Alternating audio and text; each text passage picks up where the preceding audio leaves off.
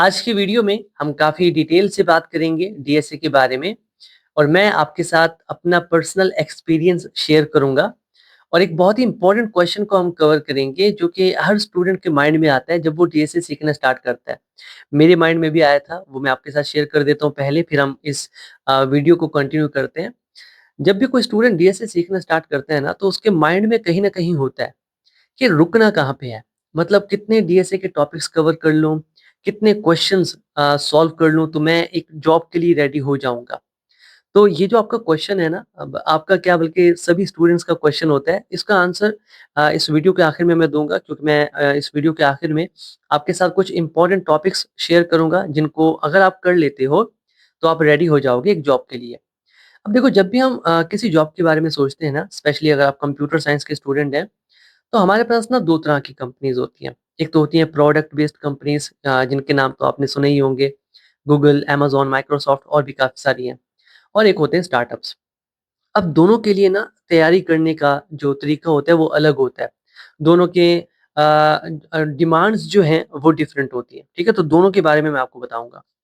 सबसे पहले हम बात करते हैं प्रोडक्ट बेस्ड कंपनीज़ के बारे में, जहाँ जाना हर एक स्टूडेंट का ड्रीम होता है, ठीक है?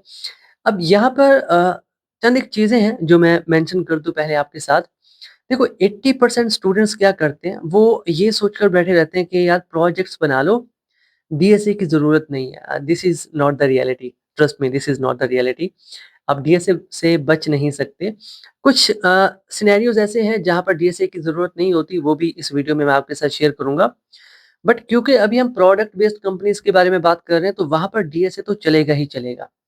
जितनी भी प्रोडक्ट बेस्ड कंपनीज़ हैं, वो अपने इंटरव्यू के अंदर डीएसए पूछती ही पूछती हैं।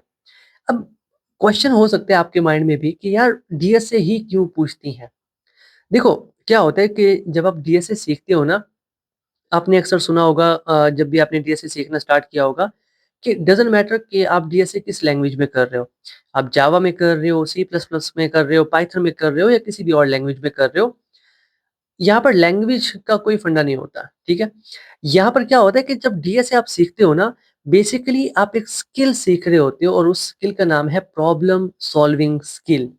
यही आप सीखते हो डीएसए से। क्योंकि डीएसए के अंदर आप काफ़ी सारे क्वेश्चन्स सॉल्व करते हो, काफ़ी सारी प्रॉब्लम सॉल्व करते हो, तो उससे क्या होता है आपकी ना थिंकिंग एबिलिटी है जो सोचने की सलाहियत है आपकी वो इंक्रीज़ होती है। और यही कंपनीज़ को चाहिए होता है। क्योंकि कंपनीज़ क्या करती हैं, रियल वर्ल्ड प्रॉब्लम्स को देखती हैं और फिर उनका सॉल्यूशन निकालती हैं। समझ रहे हैं मेरी बात को? तो अगर एक स्टूडेंट जिसने डीएसए अच्छे से कवर किया हुआ है, उसके सोचने की जो एबिलिटी है, वो उस स्टूडेंट से ज़्यादा होगी जिसने डीएसए को कवर नहीं किया। क्लियर? क्योंकि जितनी ज़्यादा आप प्रॉब्लम सॉल्व करोगे, उतनी ज़्यादा आपकी जो लॉजिकल थिंकिंग है, वो इंक्रीज़ होगी। क्लियर? दैट्स व्हाई जो प्रोडक्ट बेस्ड कंपनीज़ होती हैं, वो चाहती हैं कि जिस कैंडिडेट को वो सिलेक्ट करने जा रही हैं, उसको डीएसए की नॉलेज होनी चाहिए। ठीक है? वीडियो के आखिर में मैं बताऊँगा आपको कि कितना डीएसए आप कर लो, तो आपके लिए काफ़ी होगा। ये तो हो गया प्रोडक्ट बेस्ड कंपनीज़ के लिए। अब हम बात करते हैं कि यार क्या डीएसए के बिना भी आपको जॉब मिल सकता है? And the honest answer is yes कि हाँ, आपको मिल सकते हैं। ठीक है? जॉब आपको मिल सकती है। बट यहाँ पर भी कुछ चीज़ें हैं जो मैं आपके साथ मेंशन करना चाहता हूँ, टू बी ऑनेस्ट। सबसे पहले देखो, मैं आपको कुछ स्किल्स बता देता हूँ जिसके अंदर ना डीएसए की ज़रूरत नहीं होती। सबसे पहले फ्रंट एंड डेवलपमेंट, उसके अंदर आप चाहे रिएक्ट कर लो, पहले तो आपको जावास्क्रिप्ट सीखनी पड़ेगी, उसके बाद आपकी मर्ज़ी आप रिएक्ट करो, आप एंगुलर करो, ठीक है? आप पे डिपेंड करता है। तो अगर आप ये कर लेते हो फ्रंट एंड डेवलपमेंट, तो आपको प्रोडक्ट बेस्ड कंपनीज़ हायर नहीं करेंगी। कभी मत सोचना कि अगर आप ये कर लोगे तो आपको अमेज़न हायर कर लेगा, आपको माइक्रोसॉफ्ट हायर कर लेगा, ऐसा कुछ नहीं होने वाला। स्टार्टअप या फिर जो मिड साइज़ कंपनीज़ हैं, वो आपको हायर कर सकती हैं। अगर आपको काम आता है ऑब्वियसली वो आपको हायर कर लेंगे, ठीक है? काफ़ी सारे फ्रंट एंड डेवलपर्स हैं जिनको काम नहीं आता और कंपनीज़ को ज़रूरत होती है कि यार उन्हें एक ऐसे जेन्युइन पर्सन मिले, जिसको एक्चुअल में काम आता है। तो ये तो पहली स्किल हो गई जो आप कर सकते हो। सेकंड फ्रीलांसिंग, अगर अगर आप फ्रीलांसिंग में जाते हो, ठीक है? तो क्लाइंट आपसे ये नहीं पूछेगा कि आपको डीएसए आता है या आपको डीएसए नहीं आता। वो कहेगा मुझे प्रोजेक्ट बना कर दो, प्रोजेक्ट आप बना सकते हो किसी भी फ्रेमवर्क को यूज़ करते हुए, जैसा मैंने अभी थोड़ी देर पहले कहा रिएक्ट, क्लियर? उसके बाद तीसरा एक और भी होता है, वो भी मैं आपके साथ शेयर कर देता हूँ। अ, हाँ यार, हाँ, डेवऑप्स। डेवऑप्स आप कर लो या फिर क्लाउड इंजीनियरिंग। अब ये ऐसी स्किल्स हैं जिसके अंदर डीएसए दूर-दूर तक नहीं होता, ठीक है? ये टेक्निकल स्किल्स हैं, डिप्लॉयमेंट के अंदर काम आती हैं।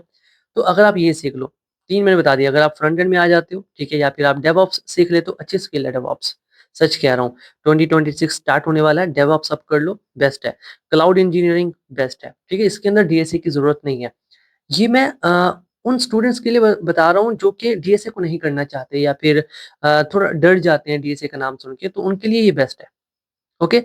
अब बात करते हैं कि आपको क्या करना चाहिए, ठीक है? मैं अपना पर्सनल एक्सपीरियंस शेयर करूँगा आपके साथ, आगे आपकी मर्ज़ी है आप अ, उसको माने या ना माने, वो आप पे डिपेंड करता है।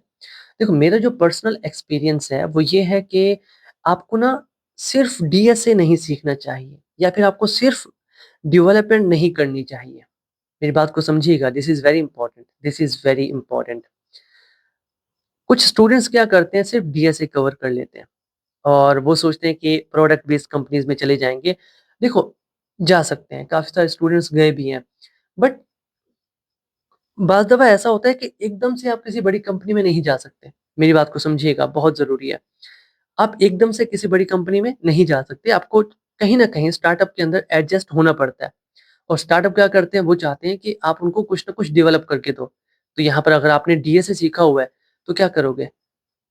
समझ रहे हो? हाँ, हो सकता है आपका किसी स्टार्टअप में हो जाए डीएसए की बुनियाद पे, बट स्टार्टअप ज़्यादातर चाहते हैं कि आपको डेवलपमेंट आती हो, क्योंकि उनके पास प्रोजेक्ट आते हैं, उनको टीम चाहिए होती है जो कि प्रोजेक्ट बना कर दे। अगर आपने 100% टाइम अपना डीएसए में लगा दिया, तो किसी प्रोडक्ट बेस्ड कंपनी में आपकी जॉब नहीं हुई, ठीक है? तो क्या करोगे? यहाँ पर जो मेरा सजेशन है, मेरा मेरा पर्सनल सजेशन है, आप कह सकते हो कि ये गलत है, आप इसे सही भी कह सकते हो। मेरा पर्सनल सजेशन ये है कि अगर तो आप प्रोडक्ट बेस्ड कंपनीज़ के लिए तैयारी कर रहे हो, तो 70% डीएसए, 30% डेवलपमेंट को उसके अंदर रखो। क्लियर? और मैं अपना पर्सनल आपको बता देता हूँ। मैंने जब किया था, मैंने जावा को चूज़ किया था, ठीक है? उसी के अंदर मैंने डेवलपमेंट की थी। बट अब मैं अगर आपको रिकमेंड करूँ ना, तो मैं कहूँगा कि यार आप जावास्क्रिप्ट को चूज़ कर लो, ठीक है? मतलब उसके अंदर रिएक्ट है और रिएक्ट काफ़ी फ़ेमस है। चलिए, अब तो जावास्क्रिप्ट बढ़ती ही जा रही है, हर जगह जावास्क्रिप्ट यूज़ हो रही है और जावा तो उसकी क्या ही बात है, जावा तो अपने आप में एक पावरफुल लैंग्वेज है। उसी में डीएसए कर लो या सी प्लस प्लस में कर लो, किसी भी लैंग्वेज में कर लो। जैसा कि मैंने पहले कहा था आपसे, ज़रूरी नहीं है कि कौन-सी लैंग्वेज में आप डीएसए कर रहे हो, बट मैं प्रेफ़र करता हूँ जावा को।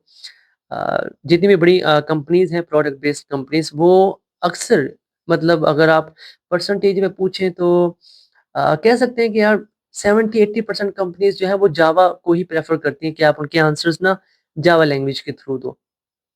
तो अगर आप प्रोडक्ट बेस्ड कंपनीज़ के लिए काम करना चाहते हो तो 70% डीएसए, 30% आप डेवलपमेंट को टाइम दो। अगर आप स्टार्टअप में जाना चाहते हो, ठीक है? तो उसके लिए आप 50-50 कर सकते हो। समझ रहे हैं मेरी बात को? या 40% आप कर लो डीएसए और 60% आप डेवलपमेंट कर लो। क्योंकि स्टार्टअप चाहते हैं कि आपको डेवलपमेंट आए, तभी तो वो आपको इन होने देंगे। मेरी बात को काफ़ी तवज्जो से सुनिए, ये बहुत इंपॉर्टेंट है। सिर्फ़ और सिर्फ़ डीएसए पे फ़ोकस नहीं करना, सिर्फ़ और सिर्फ़ डेवलपमेंट पे फ़ोकस नहीं करना। दोनों को एक साथ लेके चलो। क्लियर? ये बहुत इम्पोर्टेंट है।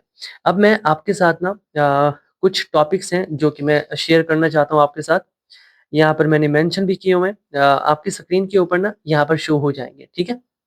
सबसे पहले एट-इज़, या उससे भी पहले अगर मैं बताऊँ, उससे भी पहले तो आपको एक लैंग्वेज आनी चाहिए अच्छी तरीके से, और मैं प्रेफ़र करता हूँ जावा को, ठीक है? आपको अच्छे से एक लैंग्वेज आनी चाहिए। मान लो आपने जावा को अच्छे से पढ़ लिया, हमारे चैनल पे भी काफ़ी सारा कंटेंट अवेलेबल है जावा का, और अभी हमने डीएसए की सीरीज़ भी स्टार्ट की है जावा पे।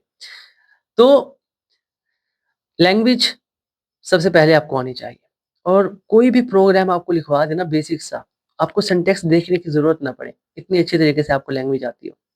तो एक बार अगर आपको लैंग्वेज आ गई, तो उसके बाद आपको क्या आना चाहिए? आपको एरेज़ आनी चाहिए, स्ट्रिंग्स आनी चाहिए, हैश मैप, ये तो हो गए बेसिक, ठीक है? इनका कोई भी क्वेश्चन आ जाए आपको आना चाहिए।